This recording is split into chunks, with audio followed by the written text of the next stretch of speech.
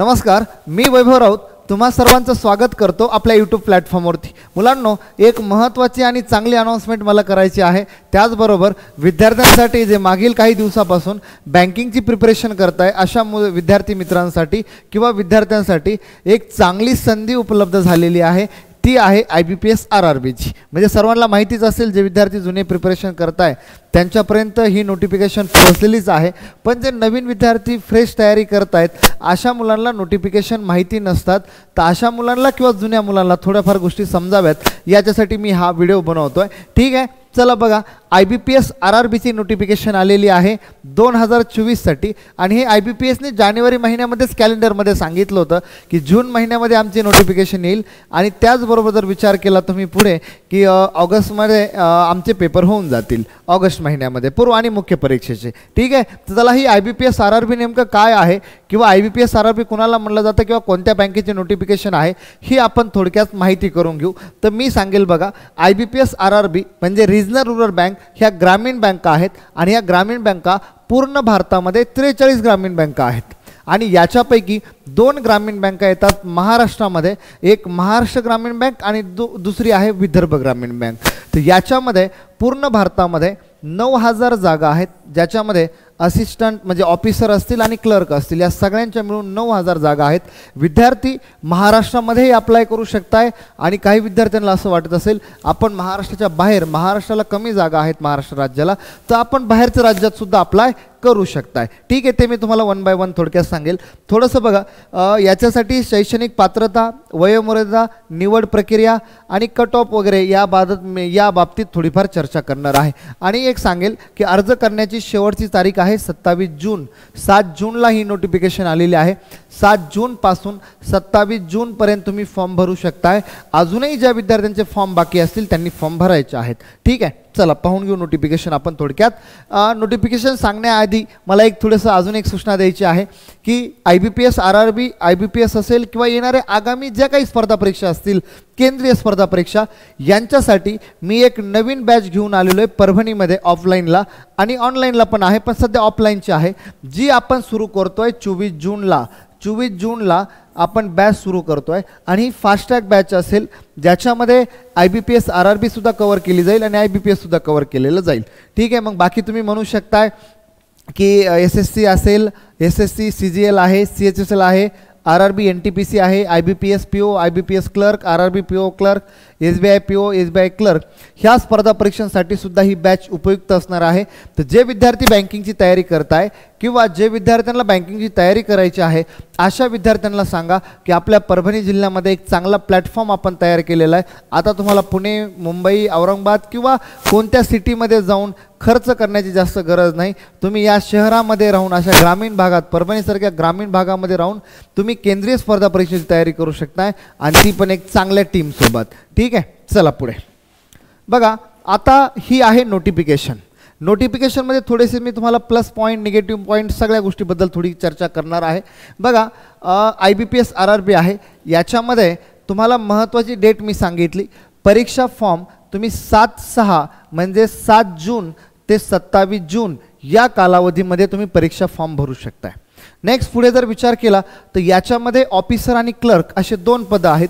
तर ऑफिसर पदासाठी जी तुमची पूर्व परीक्षा होणार आहे किंवा क्लर्क पदासाठी, दोन्ही पदासाठी आहे ऑगस्ट महिन्यामध्ये। आणि थोड्याफार तारखा सांगायच्या झाल्या तर क्लर्कचे जे असतील ते क्लर्क पहिल्या पेपर होईल ऑगस्ट महिन्यामध्ये, पहिल्या 1-2 आठवड्यामध्ये, शनिवार आणि रविवार पकडून पहिल्या आठवड्यातले, आणि त्याच्या पुढचे जर शनिवार रविवार पकडले ऑगस्ट महिन्यातले तर ते असतील PO साठी। ह्या त्याच्या थोड्याफार तारखा येऊ शकतात। नंतर मेन्स परीक्षा आहे, ही आहे सप्टेंबर-ऑक्टोबर 2024 मध्ये। आणि प्रत्येक वर्षी IBPS RRB हे नवीन वर्षाला विद्यार्थ्यांना गुड न्यूज देतं की तुमचं सिलेक्शन बँकेमध्ये झालेलं आहे। म्हणून 2025ला स्टार्टिंगलाच जानेवारीमध्ये तुम्हाला त्याचा रिझल्ट लागणार आहे। ठीक आहे, तर असं आपल्याला फॉर्म भरायचा आहे। थोडक्यात अजून पुढे थोडंसं पाहून घेऊ नोटिफिकेशनमध्ये काय काय दिलेलं आहे, महत्त्वाच्या पॉईंटबद्दल आपण चर्चा करणार आहोत। नंतर पुढे जर पाहिलं तर बघा, त्यांनी सांगितलं आहे a candidate can apply for the post of office assistant, म्हणजे त्याला क्लर्क म्हणलं जातं, ते ऑफिस असिस्टंटसाठी तुम्ही अप्लाय करू शकताय। And can also apply for the post of office. ठीक आहे, झालं आहे। पुढे ते असं म्हणतायत, आता ऑफिसर स्केलसाठी, ऑफिसर ग्रेडमध्ये तुम्हाला ऑफिसर स्केल 1, ऑफिसर स्केल 2 आणि 3 या तिघांपैकी एका ऑफिसरला तुम्हाला अप्लाय करता येत आहे. म्हणजे एक फॉर्म तुम्ही POचा भरू शकताय आणि एक फॉर्म तुम्हाला क्लर्कचा भरता येईल. असे 2 फॉर्म तुम्हाला वेगवेगळे भरायचे आहेत आणि त्या 2 फॉर्मचं तुम्हाला वेगवेगळं पेमेंट करायचं आहे आणि त्याच्या 2 वेगवेगळ्या परीक्षा असतील. म्हणजे कोणताही एक पदवी झालेला विद्यार्थी 2 फॉर्म भरू शकतो, PO आणि क्लर्क असे 2 फॉर्म भरू शकतो. ठीक आहे, चला बाकी मग याच्यानंतर पुढे महत्त्वाचे पॉईंट मी हायलाईट केलेले आहेत. नोटिफिकेशन तर खूप मोठी आहे. आता थोड्याशा बघा बँका ज्या मी तुम्हाला IBPS RRB मध्ये टोटल 43 बँका आहेत आणि ह्या 43 बँका मी तुम्हाला थोड्याशा दाखवल्यात. याच्यापैकी ज्या कलरमध्ये रंगवलेल्या आहेत याचा अर्थ असा आहे की तुम्ही बाकीच्या राज्यामध्येही फॉर्म भरू शकताय. पण बाकीच्या राज्यामध्ये जर तुम्हाला फॉर्म भरायचा असेल तर तुम्हाला तिथलची भाषा यायला पाहिजे. मग काही भाषा समजा असेल, गुजराती भाषा असेल, काहीची कन्नड असेल, काहीची तेलुगू असेल, ह्या सर्व भाषा तुम्हाला यायला पाहिजेत. मग तुम्ही तिथलच्या त्या राज्याच्या भाषा पाहून फॉर्म भरा. तर बऱ्यापैकी तुम्हाला हिंदी आणि मराठी येत असते. जर मग महाराष्ट्रामध्ये फॉर्म करायचा आहे तर महाराष्ट्राला भाषा कोणती आहे तर महाराष्ट्राला बघा पिवळ्या कलरमध्ये महाराष्ट्र ग्रामीण बँकला भाषा आहे मराठी. म्हणजे लोकल लँग्वेज टेस्ट तुम्हाला एक टेस्ट द्यावी लागते. त्या टेस्टमध्ये मराठी भाषा आहे आणि विदर्भ ग्रामीण बँक यालासुद्धा मराठी भाषा आहे. म्हणजे मराठी भाषेवर 2 फॉर्म भरता येतात महाराष्ट्रामध्ये. त्याचबरोबर हा जो दुसरा कलर आहे हा हिंदीचा आहे बघा. तर अशा हिंदीचे तुम्हाला 16 राज्य दिसत असतील किंवा 16 बँका असतील. मग हे 16 बँका तुम्ही पाहून त्या राज्यामध्ये फॉर्म भरू शकताय. म्हणजे 16 हिंदीवाल्या आणि मराठीवाल्या 2 अशा 18 बँकेला तुम्ही कोणत्याही राज्यामध्ये अप्लाय करू शकताय. आणि जर एखाद्याला असं वाटतंय की मला मराठी आणि हिंदी व्यतिरिक्त दुसरी पण भाषा येते तर भाषा पाठ करण्यासाठी, भाषा शिकण्यासाठी पेपर झाल्याच्या नंतर तुम्हाला वेळ असतो 4, 5, 6 महिन्याचा. त्या 5-6 महिन्यामध्ये तुम्ही लोकल लँग्वेज टेस्टची तयारी करू शकताय. पण ते तुमच्या पद्धत, तुमच्या मनावरती अवलंबून आहे. एखाद्याला वाटलं की आपल्याला नाही होऊ शकत बाबा भाषा, त्यांनी हिंदी आणि मराठीमध्ये जे राज्य आहे समाविष्ट त्यांना अप्लाय करायचं आहे. बाकीच्यांना समजा आता एखाद्याला वाटतं समजा बेंगोली भाषा आहे वेस्ट बेंगॉलची, तुम्हाला जमू शकते, तुम्ही तिकडे अप्लाय करा.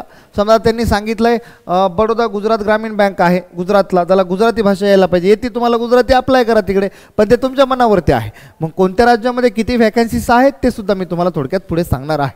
चला पुढे पुढच्या याच्यामध्ये जर विचार केला आपण तर एलिजिबिलिटी क्रायटेरिया आहे तो महाराष्ट्राचा रहिवासी असायला पाहिजे, भारताचा रहिवासी असायला पाहिजे. नेक्स्ट पुढे त्यांनी सांगितलं आहे एज ऑन. तर बऱ्याच विद्यार्थ्याचा प्रॉब्लेम असतो की मला ह्या परीक्षेसाठी अप्लाय करायचं आहे पण माझं वय परीक्षेला बसतंय का, मी कोणत्या कोणत्या पदासाठी अप्लाय करू शकतोय, तर ते मी थोडक्यात सांगतो. बघा ग्रुप बी मध्ये म्हणजे असिस्टंटसाठी जनरल कॅटेगरीचे विद्यार्थी असतील त्यांना 18 ते 28 वयापर्यंत अप्लाय करता येतं. ज्यांचे 28 वर्ष पूर्ण झालेले नाही आहेत ते विद्यार्थी जे 18 वर्षाच्या पुढचे आहेत अशा विद्यार्थ्यांना असिस्टंटसाठी तुम्हाला अप्लाय करता येतं म्हणजे क्लर्कसाठी. मग बरेच विद्यार्थी म्हणतात की सर आम्हाला वय काढता येत नाही, तर त्या मुलांसाठी मी सांगतो तुम्ही 2/6/96 ते 1/6/2006 या डेटच्या मधील जेवढे विद्यार्थी आहेत जनरल कॅटेगरीज त्या सगळ्या विद्यार्थ्यांना अप्लाय करता येतं. मग OBC जर विचार केला तर तुम्ही या 96च्या मागे 3 वर्ष जा आणि ST/STचा विचार केला तर मागे 5 वर्ष जा, म्हणजे त्यांना 5 वर्ष आरक्षण आहे. पुढे जर विचार केला ऑफिसर स्केल 1 तर ऑफिसर स्केल 1साठी तुम्हाला 18 ते 30 वर्ष लागणार आहे जनरल कॅटेगरीला, ज्याची डेट इथं दिलेली 94 ते 2006 जनरल कॅटेगरीसाठी. आणि बाकीच्या विद्यार्थ्यांनी OBC 3 वर्ष मागे जायचं आहे आणि ST/ST मागे 5 वर्ष जायचं आहे. मग बाकी तुम्ही पाहू शकता खाली याच्यामध्ये स्केल 2 पण आहे, स्केल 3 पण आहे. पण बऱ्यापैकी ग्रामीण भागामध्ये परभणीचा जर विचार केला तर इथं खूप कमी विद्यार्थी सापडतील, फ्रेश मुलं जास्त आहेत आपल्याकडे. म्हणून फ्रेश जे विद्यार्थी असतील त्यांनी ऑफिस असिस्टंट आणि ऑफिसर म्हणजे स्केल 1 ह्या 2 पदाचंच मी जास्त सांगतो. बाकी मग जे स्केल 2चे असतील, स्केल 3चे असतील त्यांनी थोडं नोटिफिकेशनमध्ये पाहून घ्या आणि काही अडचण असेल तर नंतर मला ते विचारून घ्या. चला पुढे आता मग एजचं इथं दिलेलंच आहे बघा. ST 5 वर्ष, OBC आणि जर PWD असेल कुणी समजा हँडिकॅप वगैरे तर त्यांना 10 वर्षाचं आरक्षण आहे. चला पुढे वय समजलं तुम्हाला. नंतर याच्यामध्ये काही नाही. नेक्स्ट पुढे रिझर्वेशन ह्याच्यामध्ये काही नाही. महत्त्वाचे स्लाईड आपण घेऊन टाकू. काही आहे का? चला महत्त्वाचे नोटिफिकेशन जर घ्यायची झाली तर आपल्याला खूप वेळ लागेल याच्यामध्ये. चला पुढे. हां आता याच्यामध्ये बघा बाकीचं इथलचं मी वरचं रीड केलेलं नाही, पण ते आपल्याला इथं पण सांगितलं आहे त्यांनी की 27/6/2024 पर्यंत 27/6/2024 पर्यंत तुम्ही फॉर्म भरायचा आहे. आणि बाकी मग हे जर मागची एक स्लाईड घेऊन टाकतो मी याच्यामध्ये. हां, हे एकदा मला सांगायचं राहिलं, चला हे एकदा सांगून टाकतो. याच्यामध्ये एज्युकेशन क्वालिफिकेशन आहे हा चार्ट. आणि एज्युकेशन क्वालिफिकेशनमध्ये बघा पहिल्यांदा असिस्टंट आहे, ऑफिस असिस्टंट मल्टीपर्पज म्हणजे क्लर्क पद आहेत. आणि या क्लर्क पदासाठी तुम्हाला एज्युकेशन क्वालिफिकेशन पाहिजे bachelor degree in any discipline, म्हणजे कोणत्याही शाखेचा पदवीधर पाहिजे, कोणत्याही शाखेचा पदवीधर पाहिजे. पर्सेंटेजची अट नाही, फक्त तो पास असायला पाहिजे. त्याचा निकाल 27 जूनपर्यंत यायला पाहिजे. 27 जूनपर्यंत जर तुमचा निकाल आला फायनल इयरचा, तुम्ही त्याला अप्लाय करू शकताय. आणि 5585 जागा आहेत असिस्टंटच्या. चला नेक्स्ट पुढे ऑफिसर स्केल 1. स्केल 1साठी जर विचार केला तर स्केल 1च्या 3499 जागा आहेत. आणि स्केल 1ला सुद्धा डिग्री पाहिजे, कोणत्याही शाखेची पदवी लागेल. आणि खाली जे त्यांनी फापट पसारा दिलेला आहे की आम्ही ह्या लोकांना ह्या डिग्रीच्या लोकांना प्रेफरन्स देणार आहोत, तर याचा काही विचार करायची गरज पडणार नाही एवढं काही. तुम्ही जनरल BA BCom BSc कोणत्याही स्ट्रीमचे विद्यार्थी असतील तर PO आणि क्लर्क 2 पदासाठी अप्लाय करू शकताय. बाकीचे जर विचार केला officer scale 2 general banking manager याच्यासाठी जर विचार केला तर इथं पण बॅचलर डिग्रीच आहे, डिग्री असायला पाहिजे. बाकी मार्केटिंग ॲग्रिकल्चर फायनान्स ह्याच्यामध्ये. आणि 2 वर्षाचा अनुभव पाहिजे. 2 वर्षाचा अनुभव कुठे पाहिजे? 2 years as a officer in a bank or financial institution. Financial institution असेल तर तिथलचा 2 वर्षाचा अनुभव ग्राह्य धरला जातो. प्रायव्हेट बँकेचा म्हणा किंवा एखादी समजा कोणतंही फायनान्शियल इन्स्टिट्यूशन असेल त्याचा 2 वर्षाचा अनुभव ज्यांना आहे ते लोक अप्लाय करू शकताय. पण हे ऑफिसर स्केल 1, ऑफिसर स्केल 2 आणि ऑफिसर स्केल 3 तिघांपैकी तुम्हाला एकच फॉर्म भरता येतो. वरचा एक फॉर्म आणि खालचा एक फॉर्म एवढी तुम्ही भरू शकताय. याच्या जागा आहेत 496 जागा आहेत. नंतर ऑफिसर स्केल 2 साठी जर विचार केला आपण स्पेशलिस्ट ऑफिसरसाठी तर याला 1 yearचाच अनुभव लागणार आहे. पण त्यांनी सांगितलं इन्फॉर्मेशन टेक्नॉलॉजी म्हणजे आय टीमधले जे विद्यार्थी आहेत ज्यांनी IT मध्ये ग्रॅज्युएशन पूर्ण केलेलं आहे अशा विद्यार्थ्यांना 1 वर्षाचा अनुभव आहे. इथं 2 वर्ष, इथं 1 वर्ष. खाली जर थोडासा विचार केला चार्टर्ड अकाउंटंट समजा CA आहेत तर CNला सुद्धा 1 वर्षाचाच अनुभव आहे. आणि नंतर लॉवाले असतील खाली तर लॉला 2 वर्षाचा अनुभव आहे. हे आहे SO साठी, जे विद्यार्थ्यांना स्पेशलिस्ट ऑफिसर पदासाठी अप्लाय करायचं आहे ज्यांनी एका विशिष्ट शाखेतून पदवी पूर्ण केलेली आहे, जी शाखा BA BCom BSc पेक्षा थोडीशी वरची शाखा मानली जाते. ठीक आहे, समजलं असेल. बऱ्यापैकी ग्रामीण भागामध्ये हे 2च फॉर्म असतात PO आणि क्लर्कचे. हे मग परभणीला विद्यापीठ आहे त्याच्यामुळं काही विद्यार्थी इथलचे खालचे फॉर्म भरू शकतात AFOचे वगैरे. चला याच्यामध्ये स्पेशलिस्ट किंवा लॉचं पण आहेत, काही CA वाले असतील तर त्यांनी ते फॉर्म भरून टाकायचे. चला नेक्स्ट पुढे ऑफिसर स्केल 3 मध्ये मिनिमम 5 वर्ष. इथं 5 वर्षाचा अनुभव आहे, इथं 2 वर्षाचा अनुभव आहे, इथं 2 वर्ष, इथं 1 वर्ष. ट्रेजरी मॅनेजर वगैरे असतील तर प्रत्येकाचा वेगवेगळा अनुभव आहे. ज्याचे जिथे क्वालिफिकेशन असतील त्यांनी ते व्यवस्थित पाहून घ्या. मी बाकी त्याच्यामध्ये काही डिटेल्स सांगत नाही. चला 27/6/2024 पर्यंत तुम्ही फॉर्म भरू शकताय. चला पुढे एज्युकेशन क्वालिफिकेशन झालं म्हणजे BA BCom पास असणारे विद्यार्थी किंवा BSc कोणत्याही शाखेची पदवी पास असणारे विद्यार्थी 27/6/2024 पर्यंत रिझल्ट आला तर ते अप्लाय करू शकतात. वयसुद्धा तुम्हाला समजलं. बाकी मग काही महत्त्वाचे पॉईंट मी तुम्हाला पुढे सांगतो. त्याच्यानंतर आता ॲप्लिकेशन फीस आहे. परीक्षेला तुम्हाला फॉर्म भरायचा आहे पण परीक्षा फीस किती आहे? आता मागच्या काही दिवसापासून परीक्षा फीस महाराष्ट्रातील विद्यार्थ्यांना तर खूप जड जायला लागल्या, पण आता त्याशिवाय आपल्याला पर्याय नाही. तर बघा ऑफिसर स्केल 1, स्केल 2 आणि स्केल 3 साठी 175 रुपये फीस आहे SC ST आणि PWDच्या कॅन्डिडेटसाठी. नंतर जर विचार केला ऑफिसर असिस्टंटसाठी आणि 850 ओपनवाल्यांसाठी आहे. नंतर ऑफिस असिस्टंटसाठी जर विचार केला तर 175 ST SC आणि PWDसाठी आहे आणि 850 आहे जनरल कॅटेगरीसाठी. ठीक आहे, चला या 850 रुपये तुम्हाला फीस भरायची आहे ज्याच्यामध्येच तुम्हाला GST इन्क्लूड आहे. ठीक आहे, चला नेक्स्ट पुढे काय म्हणतायत. आता आपली परीक्षा जी आहे परीक्षा पॅटर्न, तर हा पॅटर्न जुन्या लोकांच्या पाठच झालेला, येऊन जाऊन स्वप्नातसुद्धा येत असेल तुमचा हा पॅटर्न. पण जे नवीन विद्यार्थी आहेत त्यांनी थोडंसं पॅटर्नकडे लक्ष द्यायचं आहे. बघा ऑफिसर असिस्टंट म्हणजे क्लर्क आणि ऑफिसर स्केल 1 म्हणजे PO ह्या दोन पदासाठी सेम पॅटर्न इथं जर आपण विचार केला, हा ऑफिसर PO आणि ऑफिसर क्लर्कसाठी दोघांसारखी सेम पॅटर्न आहे. आणि महाराष्ट्र ग्रामीण बँक किंवा ग्रामीण बँकेला पूर्व परीक्षेला इंग्लिश विषय नसतोच, त्या ठिकाणी फक्त गणित आणि बुद्धिमत्ताच आहे. आणि गणित बुद्धिमत्तेमध्ये गणिताचे प्रश्न जर विचार केला, न्यूमरिटिकल ॲबिलिटी, तर 40 प्रश्न 40 मार्क्स, रिझनिंगला 40 प्रश्न 40 मार्क्स, आणि आत्तापर्यंत कंपोजिट टायमिंग आहे 45 मिनिटाचा. म्हणजे दोन्ही सेशनला तुम्ही 45 मिनिटं वेळ देऊ शकताय. ते तुमच्या मनावरती आहे कोणत्या सेशनला किती वेळ द्यायचा, हे आत्तापर्यंत आहे.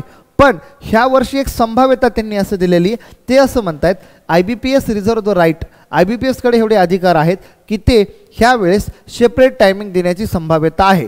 पण जोपर्यंत आपल्याला हॉल तिकीट येत नाहीत तोपर्यंत ह्या टायमिंगबद्दल आपण काहीच बोलायचं नाही किंवा आपल्याला काहीच बोलता येत नाही.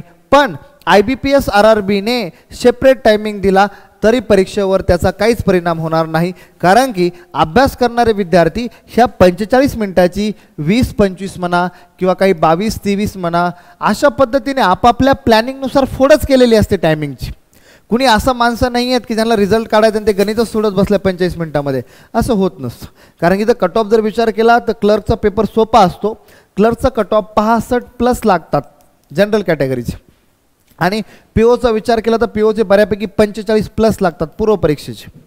POचा पेपर लेवल चांगली असते म्हणून थोडा कट ऑफ कमी लागतो, आणि क्लर्कची लेवल खूप कमी असते म्हणून त्याचा कट ऑफ 65+ सांगितला, मी तर कमीत कमी सांगितलं, जास्त लागतो.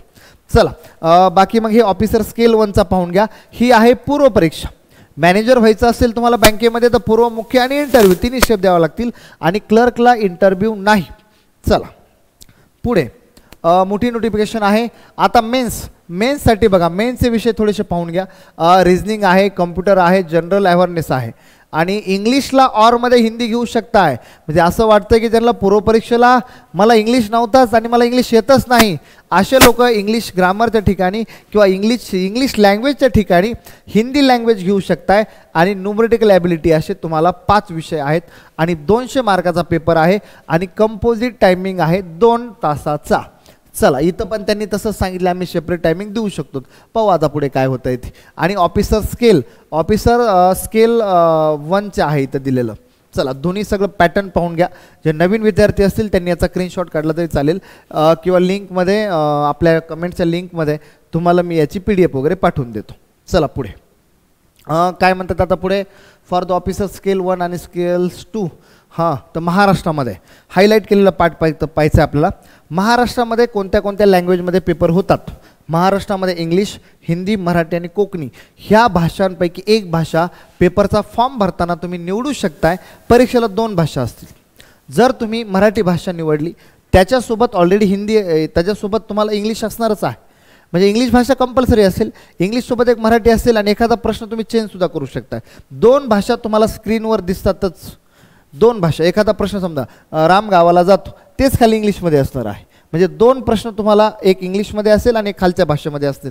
2 लँग्वेज तुम्हाला एका वेळेस पाहता येतील. आणि एखादा प्रश्न चेंज करायचा असेल तर तुम्ही तो इंग्लिशमध्ये, हिंदीमध्ये, मराठीमध्ये आणि कोकणीमध्ये पाहू शकता. एक प्रश्नसुद्धा चेंज करता येतो. चला पुढे मला काय सांगायचं आहे. हे आहे ऑफिसर स्केल 2चा सिलेबस. जे विद्यार्थी असतील त्यांनी पाहून घ्या. हे ऑफिसर स्केल 2चा मुख्य परीक्षेचा आहे. आणि नंतर विचार केला तर ऑफिसर स्केल 3चा आहे. प्रत्येक जे विद्यार्थी त्या क्वालिफिकेशनचे असतील त्यांनी आपापला सिलेबस पाहून घ्यायचा. चला नेक्स्ट पुढे आहे कट ऑफचं वगैरे काय नाही. चला महत्त्वाचे मुद्दे पाहून घेऊ आपण.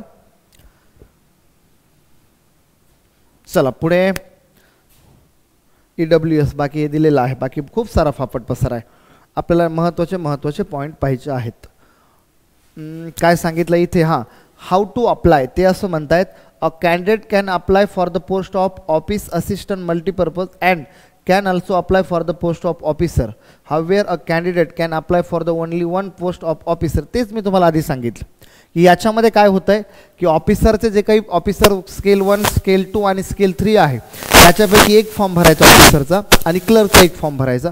म्हणजे ज्याचं ऑफिसरमध्ये जे क्वालिफिकेशन असेल त्या 3 ऑफिसरपैकी तुम्ही एक फॉर्म भरा आणि क्लर्कचा एक फॉर्म भरा. असे PO आणि क्लर्क असे 2 फॉर्म तुम्हाला भरता येतील. चला पुढे याच्यामध्ये फीस आलेले आहे. तर फीसचं मागे मी तुम्हाला सांगितलंच आहे. नेक्स्ट पुढे महत्त्वाचे पॉईंट घेऊ आपण. चला बाकी विद्यार्थ्यांनी ज्यांनी नोटिफिकेशन व्यवस्थित वाचली, आता हे थोडंसं मला सांगायचं आहे, जागा कुठे कुठे किती आहेत बघा. यावर्षी महाराष्ट्राच्या जागा कमी आलेल्या आहेत, पण इथून मागे महाराष्ट्राला जागा चांगल्या होत्या. मग आता महाराष्ट्रामध्ये जर तुम्ही विचार केला, हे कशाचं आहे, ऑफिस असिस्टंट म्हणजे क्लर्कचं आहे. क्लर्कच्या जागा माझ्यासमोर आहेत. 172 जागा महाराष्ट्रामध्ये आहेत आणि त्या दोन पद्धतीने, ग्रामीण बँक म्हणजे महाराष्ट्र ग्रामीण बँक आणि विदर्भ ग्रामीण बँक, या दोन बँकेच्या मिळून क्लर्कच्या जागा आहेत 172. मग आता काही मुलांना असं वाटेल की महाराष्ट्रामध्ये खूप कमी जागा आहेत. मग त्यांनी त्यांचं लँग्वेज भाषा पाहून महाराष्ट्राच्या जवळचे राज्य निवडा. समजा एखाद्याला वाटतं गुजरात, एखाद्याला वाटतं समजा कुणाला कुठे मणिपूरला जायचे, कुठे जायचे तिथे जा, तुम्हाला जसं सोयीस्कर पडतं तिथे फॉर्म भरा. पण त्याचं नोटिफिकेशन, पूर्ण नोटिफिकेशन वाचा आणि मागचा गेल्या वर्षीचा कट ऑफ बघा. गेल्या वर्षीचे कट ऑफ बघा, तिथलची लँग्वेज बघा तुम्हाला जमती आहे का, आणि तुम्हाला घर सोडून तिथपर्यंत नोकरीला जायला जमतं आहे का, असे तुमचे निकष ठरवा आणि तुमच्या निकषनुसार फॉर्म भरा. आम्हाला सांगायला काही अडचण आहे तुम्ही कुठेही फॉर्म भरा म्हणून, पण ते तुम्हाला तिथे नोकरी करायची आहे म्हणून तुम्ही तुमच्या पद्धतीने तो फॉर्म भरा. आणि ज्यांना असं वाटतं की आपल्याला महाराष्ट्रात भरायचं त्यांनी महाराष्ट्रामध्ये सुद्धा भरू शकताय. नेक्स्ट पुढे जर विचार केला तर आता ह्या 124 जागा आहेत, ह्या आहेत मला वाटतं मॅनेजरच्या. ऑफिसर स्केल 1, ऑफिसर स्केल 1च्या 124 जागा आहेत, सेम महाराष्ट्र ग्रामीण बँक आणि महाराष्ट्र विदर्भ बँकसाठी. म्हणजे क्लर्कच्या 172 जागा आणि ह्या 124 जागा, तर 4 आणि 2 6, 7 आणि 2 9, 296 जागा महाराष्ट्रासाठी पीओ आणि क्लर्क दोघांच्या मिळून असतील आहेत. चला पुढे. आता हे बाकीच्या बँकेचंही मी तुम्हाला सांगतो थोडंफार. बाकीच्या बँकेचे तर खूप साऱ्या जागा आहेत, तुम्ही नंतर त्या पाहू शकताय. चला महत्त्वाचे मुद्दे कव्हर करतो मी. हां, आता सेंटर कुठे कुठे आहेत ते पण सांगतो थोडक्यात. महाराष्ट्रामध्ये कुठे कुठे परीक्षा होतात, तर महाराष्ट्र कुठे आहे, महाराष्ट्रामध्ये परीक्षेला तुम्ही कुठे कुठे आणि कोणत्या कोणत्या जिल्ह्यासाठी अप्लाय करू शकताय. अमरावती आहे, छत्रपती संभाजीनगर आहे ज्याला पूर्वी औरंगाबाद असं म्हणलं जायचं, चंद्रपूर आहे, जळगाव आहे, कोल्हापूर, लातूर, मुंबई, ठाणे, नवी मुंबई, नागपूर, नांदेड, नाशिक, पुणे या ठिकाणी तुमच्या परीक्षा होणार आहेत. आणि मुख्य परीक्षा इकडे होणार आहेत. पूर्व परीक्षा एवढ्या सेंटरला होतील, मुख्य इकडे होतील. मग महाराष्ट्रामध्ये अप्लाय करणारे 2 मुलं तिथे. आणि दुसरा एक मुद्दा, जे मुलं बाकीच्या राज्यामध्ये अप्लाय करतील त्यांना त्या राज्यामध्येच पूर्व आणि मुख्य परीक्षा द्यावी लागेल, महाराष्ट्रामध्ये त्याच्या परीक्षा होत नाहीत. समजा एखाद्याने यूपीमध्ये फॉर्म भरला आहे, त्याला यूपीमध्येच पूर्व आणि मुख्य परीक्षा द्यायला जावं लागेल. समजा मग यूपीचा विचार जर केला आपण, उत्तराखंड आहे, उत्तर प्रदेश, तर उत्तर प्रदेशचे पूर्व परीक्षेचे सेंटर आणि हे मुख्य परीक्षेचे सेंटर. तर अशा पद्धतीने तुम्हाला त्या त्या राज्यात जावं लागेल. म्हणून त्या राज्यात जात असताना, अप्लाय करत असताना तेथील जागा, मागच्या वर्षीचा कट ऑफ, तेथील वातावरण, तुमचा अभ्यासक्रम ते पण बघा आणि जाण्या येण्याचं डिस्टन्ससुद्धा बघा, नाही तर जाताना मस्त फिरून येताना. चला बाकी हे मग फोटो बिटो अपलोड करायला दिलेला आहे. अजून काही महत्त्वाचं आहे का, चला पाहून घेतो. चला, मला वाटत नाही आता पुढे काही राहिलेलं आहे. एकंदरीत आपली नोटिफिकेशन झालेली. चला, नोटिफिकेशन आपली झालेली आहे. एकंदरीत मी सर्व नोटिफिकेशन तुमच्यासमोर सांगितलेली. नोटिफिकेशनमध्ये काही पात्रता असेल, क्वालिफिकेशन असेल, कोण विद्यार्थी किती फॉर्म भरू शकताय. त्याचबरोबर आता फक्त महत्त्वाचा मुद्दा, जे जुने विद्यार्थी आहेत त्या जुन्या विद्यार्थ्यांनी चांगला विचार करून फॉर्म भरायचा आहे. नोटिफिकेशन आली कुठेही फॉर्म भरला असं विचार करू नका. जे विद्यार्थी मागच्या 2-3 वर्षापासून तरी तयारी करतायत, ज्यांच्या मागच्या मुख्य परीक्षा पण निघल्या होत्या, पूर्व परीक्षा पण निघल्या होत्या, अशा विद्यार्थ्यांनी नोटिफिकेशनमध्ये दिलेल्या जागांचा चांगला अभ्यास करा आणि त्या त्या ठिकाणी अप्लाय करायचं आहे. ठीक आहे. आणि ज्या विद्यार्थ्यांचा शेवटचा चान्स असेल, त्याला डायरेक्ट रिस्क घ्यायचीच आहे, असे विद्यार्थी सगळ्यात जास्त जागा ज्या ठिकाणी असतील त्या ठिकाणी सुद्धा अप्लाय करू शकताय. ठीक आहे. आणि महाराष्ट्रात शेजारी समजा कर्नाटकसुद्धा आहे, तिथेही तुम्ही फॉर्म भरू शकता. असं कोणत्याही राज्यामध्ये तुम्ही फॉर्म भरा. जुने विद्यार्थी असतील ते, नवीन जे फ्रेश विद्यार्थी आहेत ज्यांना फक्त अनुभव द्यायचे, अनुभवासाठी परीक्षा द्यायची, त्यांनी महाराष्ट्रातलेच फॉर्म भरा. आणि परभणीचे विद्यार्थी असतील तर त्यांना नांदेडचं सेंटर आहे, त्याच्यामुळे तुम्ही जवळचं सेंटर निवडा नांदेड, तिथेच तुम्हाला परीक्षा, म्हणजे तुमचे जाण्याचे जास्त हाल होणार नाहीत. आणि एकंदरीत ही जरी नोटिफिकेशन कमी असेल तर येत्या काळामध्ये लगेच पुढे IBPSची सुद्धा नोटिफिकेशन आहे. म्हणून जुन्या विद्यार्थ्यांनी चांगले फॉर्म भरायचे आहेत. नवीन फ्रेश विद्यार्थ्यांनी सुद्धा विचार करून फॉर्म भरा आणि कुणाला काही अडचणी आल्या तर त्यांनी मला नक्कीच संपर्क साधा. त्या विद्यार्थ्यांना आपण फॉर्म भरण्यापासून तर बाकी काही डिटेल्स असतील मला व्हिडिओमध्ये जास्त काही सांगता येणार नाही, कारण की व्हिडिओ खूप मोठा झाल्याच्यानंतर तुम्ही पाहत नाहीत, बोर होऊन जातात तुम्ही. म्हणून शॉर्ट फॉर्ममध्ये फक्त सांगायचंच आहे की सर्वसामान्य विद्यार्थ्यांपर्यंत नोटिफिकेशन जाऊ द्या.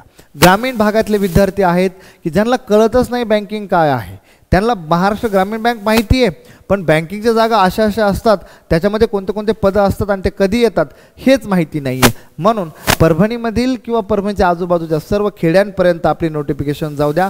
महाराष्ट्र ग्रामीण बँक आणि विदर्भ ग्रामीण बँक या 2 बँकामध्ये आणि याच्या व्यतिरिक्त IBPS RRBच्या 43 ग्रामीण बँकामध्ये सरकारी नोकरी करण्याची ही एक चांगली संधी तुमच्यासमोर आलेली आहे. जे विद्यार्थी जुने असतील त्यांना ऑलरेडी सर्व गोष्टी पाठ असतात. नवीन विद्यार्थ्याला सर्व गोष्टी समजून सांगा.